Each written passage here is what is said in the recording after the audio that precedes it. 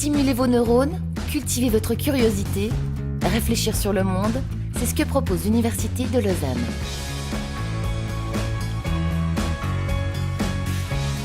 Vous voici arrivé sur le campus de Dorigny, une ville en miniature au bord du lac. Avec 12 000 étudiants et 7 facultés, rien ne manque pour préparer votre avenir et vous faire des amis. Alors une question, comment choisir ses études ? Alors comment est-ce que moi j'ai choisi ? C'était un peu en rapport avec ce que j'avais pris au gymnase, donc j'avais pris l'option philosophie et psychologie, je m'étais dit ouais, le social, sciences humaines, quelque chose comme ça. C'est bien je pense de penser à ses affinités, de se dire qu'est-ce qui pourrait nous plaire pour une formation qui va durer quand même plusieurs années. Après réflexion, Michael s'est lancé en sciences sociales et politiques. Vaste programme, même s'il faut l'avouer, les premiers jours à l'UNIL, ce n'est pas facile de s'y retrouver. Au début franchement c'est un peu le bordel pour parler comme ça, c'est-à-dire qu'on a tout qui nous vient en même temps puis on ne sait pas vraiment où donner de la tête, d'autant plus qu'on est dans ces gros auditoires parfois avec des centaines d'étudiantes et d'étudiants. Et oui, il s'agit d'apprendre à organiser sa liberté, gérer son indépendance ou plus simplement trouver sa salle de cours. Moi, ce qui me motive, c'est vraiment que je trouve que c'est un savoir formidable ce que je suis en train d'acquérir.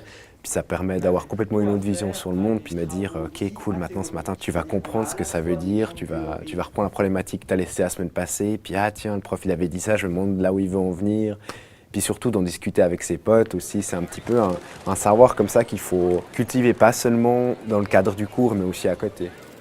Entreprendre des études à l'UNIL, c'est quelquefois se découvrir de nouveaux centres d'intérêt. Je suis arrivée avec mon projet d'avenir en poche et tout. Je voulais faire les lettres, je voulais faire prof.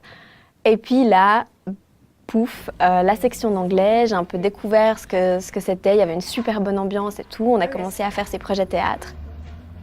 Parmi les branches qu'elle a choisies en lettres, Victoria se passionne pour le théâtre élisabétain. Lumière sur la scène. Comprendre les auteurs, analyser la dramaturgie devient son quotidien. Et après les cours, elle met en scène les pièces qu'elle étudie. En fait, la première fois que moi j'ai fait du théâtre dans la section d'anglais, c'était une pièce de Shakespeare. Et puis, donc moi je me suis investie là-dedans sans trop savoir dans quoi je me lançais finalement. Et j'ai découvert quelque chose d'assez génial, même si la première année je comprenais pas grand-chose à Shakespeare. En lettres, il faut la passion, parce que sinon on n'y arrive pas. On n'arrive pas à écrire des essais, on n'arrive pas à rester debout jusqu'à je sais pas quelle heure pour lire le bouquin le jour d'avant. C'est vite vu. Et ça, je dirais, c'est la grande différence par rapport au gymnase, c'est le degré de responsabilisation. On ne va pas nous suivre à la trace pour nous demander de parler, pour nous demander d'écrire. C'est un assez grand apprentissage en fait, de soi-même, surtout l'université, par rapport à ce qu'on peut attendre de soi-même. Aujourd'hui, elle rencontre son prof pour préparer un séminaire.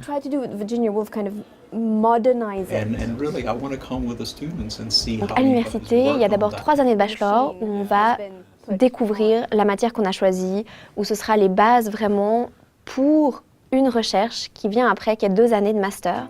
Et à la clé, il y a ce qu'on appelle un mémoire, c'est-à-dire vraiment le papier qu'on écrit en fin de master et puis qui va être, disons, le fruit de nos études. Aujourd'hui, nous allons traiter d'un casus en matière de marché public. Lui, c'est La Nicolas. notion n'étant pas forcément connue de tout le monde, donc c'est une décision donc, selon la théorie des... Les subtilités du code des obligations n'ont plus de secret pour cet étudiant en droit, même si ça n'a pas toujours été le cas. Les premiers cours, j'étais là, waouh! Ça avait commencé avec un professeur qui utilisait des mots tellement éloquents que je comprenais rien. J'étais dit, c'est pas possible. C'est pas possible, je comprends pas. Chaque 3 mots, j'avais besoin d'un dictionnaire. Donc j'étais là, waouh, je vais jamais réussir. Et au fond de moi, je disais, non, tu vas accrocher. Et un jour, ce sera peut-être toi qui seras là. L'article 21... Une fois par semaine, il enfile son plus beau costume. Pour ne pas dépendre uniquement de l'aide financière de ses parents, il a décroché un job d'étudiant et travaille comme assistant chez un avocat. On voit souvent l'étudiant en droit comme celui qui apprend par cœur ses codes, c'est faux. C'est pas ça qu'on attend de nous, c'est de la logique, c'est de la compréhension et c'est d'appliquer à des cas concrets ce qu'on a appris. Donc on sort de cette espèce de monde fictif de bibliothèque où on est dans notre petit carré avec des visières et tout pour arriver sur le terrain où là, waouh, on a des gens qui sont là. J'ai des amis qui me demandent de résoudre des petits problèmes et souvent on arrive à trouver une solution. Non, en gros, ce qu'il faudrait dire maintenant, c'est qu'elle a réclamé son argent, puis Gaël lui a dit qu'il allait la virer. Nicolas est membre de l'association des étudiants en droit. Ici, on révise ses examens, on distribue des polycopiés de cours et on organise des soirées. Alors à l'Uni, c'est que c'est un réservoir d'amis. C'est juste, le nombre d'étudiants qu'il y a, c'est juste énorme. Il y a de toute façon des liens de complicité qui vont se faire. Moi, l'expérience, je constate, c'est souvent pendant les examens qu'on a l'impression qu'on va tous mourir, que les meilleures rencontres se font. Pendant que certains font la fête, au fond d'une grotte, une équipe d'étudiants et de professeurs partent à la chasse d'un des seuls mammifères volants. Moi, je suis fascinée par tout ce qui est le monde du vivant et je voulais comprendre comment ça marche. Laura est en biologie. Elle recense les populations de chauves-souris. Ça devient intéressant à partir du moment où il n'y a plus les cours justement où on suit, on écoute le professeur, on prend des notes, on apprend par cœur tout ce qu'il dit. Ça devient intéressant à partir du moment où on commence à faire nos propres expériences, nos propres recherches. C'est là où on apprend vraiment à faire de la science. Lendemain matin, retour au laboratoire. Laura analyse les échantillons prélevés sur le terrain. Elle tente de comprendre l'évolution de la malaria chez les chauves-souris. Ce que je trouve absolument génial à l'Uni, c'est qu'en fait, les gens avec qui on est partagent la même passion que nous. Donc ça crée des liens qui sont très très forts. Par exemple, les amitiés que j'ai créées à l'université, elles sont beaucoup plus fortes que celles créées au gymnase, par exemple. À l'autre bout de Lausanne, au CHUV, une journée de stage en salle d'opération commence pour Christophe. Cet étudiant en médecine se lance dans sa 5e année. C'est vrai que médecine, on entend beaucoup de choses avant qu'on commence. On entend la première année, elle est impossible à passer. Vous arrivez en première année, c'est la guerre. Donc je ne vais pas nier que c'est pas non plus tout rose et puis que tout va bien. C'est clair que c'est pas évident la première année, il faut s'accrocher, c'est pas facile. Mais c'est pas impossible. Alors en stage, ce qui m'a beaucoup plu, c'est la relation avec le patient. Tu es face à des vraies personnes qui ont des vrais problèmes. Mais c'est vrai que les premiers patients qu'on nous donne, on est un peu décontenant, c'est un peu étourdi. Et puis c'est là qu'il faut se poser et puis dire bon, voilà, maintenant j'ai appris des choses en théorie, il faut savoir les poser en pratique. Puis plus tu vas de l'avant dans les études, plus tu te rends compte que tu peux aider ces personnes. Changement de décor. Depuis le haut des escaliers, par exemple. Valentine et sa camarade ont sorti leur caméra pour décrypter le fonctionnement d'une société. Elles filment des groupes de scouts et observent leurs rituels. T'es presque en face de lui, en fait. Un travail qu'elles mènent dans le cadre d'un cours en sciences des religions. Essaye de filmer les garçons depuis là. Ça. On a d'abord une partie théorique sur le film documentaire et son histoire. Et puis après, on a une partie plus ou moins pratique où on a nous-mêmes la caméra dans les mains. Il vaut mieux être proche des gens de toute manière. Okay, mais ça veut dire que la séquence d'après, de retour sur le campus, elle doit maintenant visionner des dizaines d'heures d'images. Le fait d'utiliser la caméra transforme ta relation avec les personnes que tu vas rencontrer. Ça, c'est certain. Un travail suivi de près par l'assistant chargé du cours d'anthropologie visuelle. De la recherche en fait. Et puis on peut passer sa vie à faire de la recherche sur un sujet qu'on aime et prendre du plaisir là-dedans. Et produire des articles ou produire des choses que tu découvres pour des personnes qui ont cette même affection pour ce même sujet. Étudier à l'UNIL, c'est aussi découvrir le monde. Arnaud est en échange à l'université de Saint-Gall pour suivre des cours de management. Alors j'ai un parcours un peu particulier, en fait j'ai arrêté l'école quand j'avais 14 ans, donc j'ai pas fini l'école obligatoire. J'aimais pas du tout étudier, je faisais énormément de musique, de la batterie et de la guitare. Après un apprentissage dans une banque, Arnaud décide de se lancer dans les études. Il réussit l'examen préalable pour entrer à l'UNIL et commence HEC. J'avais pas fait de mathématiques depuis ma 7e année VSO. J'avais un niveau assez catastrophique et HEC est quand même assez poussé au niveau mathématique. Et il a fallu faire du 8h, 22h à la bibliothèque les 2 premières années. Maintenant, ça va un peu mieux, mais au début, c'était pas facile. Pendant les vacances, grâce à ses connaissances en économie, il est parti en Afrique collaborer à un projet d'irrigation.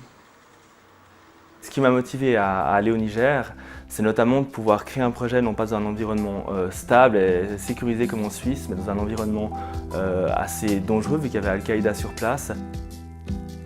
Pour moi, j'y suis allé pour faire une analyse économique et le but c'était de travailler avec les différentes collectivités locales et de créer des synergies entre elles. Retour en Europe.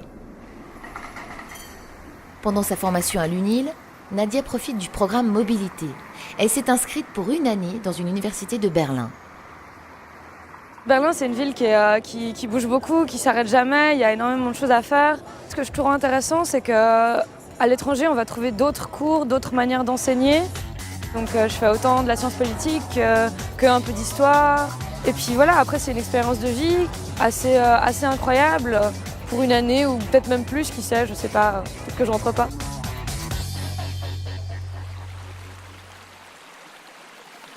La montagne et la cartographie, les 2 passions de Lucien, qui l'ont conduit à entrer en faculté des géosciences et environnement.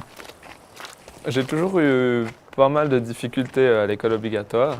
Et mon inquiétude, c'était de savoir si j'avais le niveau pour aller à l'université. Alors un jour, après un cours, je suis allé voir mon professeur de géographie au gymnase. Je lui ai dit « Monsieur, j'aimerais bien faire la géographie, mais je ne suis pas très bon en maths. Est-ce que vous pensez que ce sera un handicap pour aller à l'université en géographie ?» Puis il m'a dit quand même, je pense que si tu n'es pas très bon en maths, c'est mieux de ne pas faire géographie. » Et moi, j'avais envie de faire géographie, alors je suis quand même allé à l'Uni.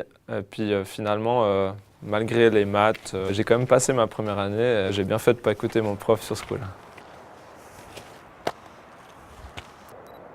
Dans les années 80, le glacier était à peu près ici.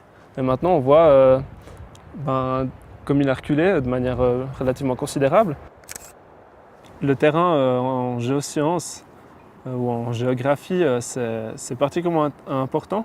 On passe plusieurs semaines en montagne, mais aussi par exemple dans la vallée du Rhône, au bord d'une rivière, pour faire de la description, des analyses, mesurer des températures, des vitesses de courant, des choses comme ça.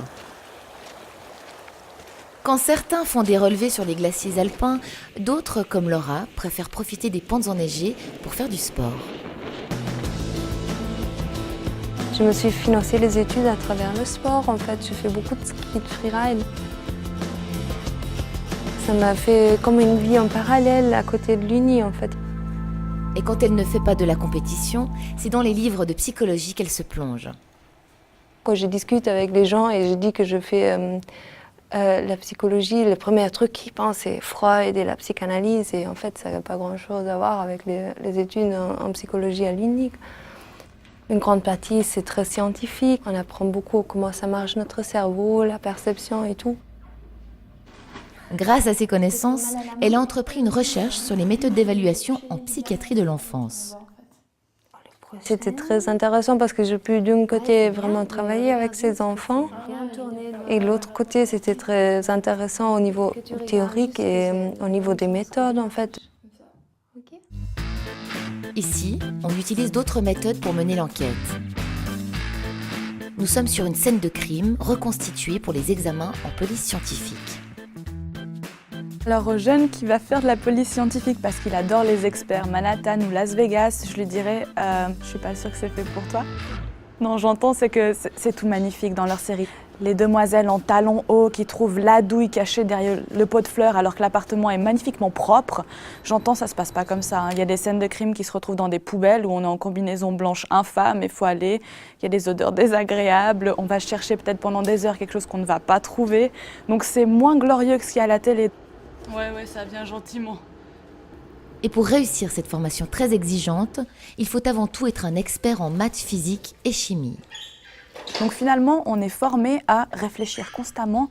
C'est scientifique, c'est carré, mais il va falloir l'adapter à chaque fois et je pense que c'est le plus grand intérêt de cette formation. Maîtriser une matière scientifique, développer un sens critique, faire vivre le savoir, c'est ce que vous offre l'UNIL, mais pas seulement. Alors qu'est-ce qu'il faut retenir de l'Uni de Lausanne? Je pense que c'est le campus. Le campus, il est incroyable. Le fait de se retrouver 17 000 étudiants, et enseignants et collaborateurs ensemble sur le même site, c'est quelque chose de formidable. C'est vraiment 5 ans pendant lesquels, moi en tant que personne, je me suis énormément développée. Et j'ai énormément grandi, mais je pense dans le bon sens.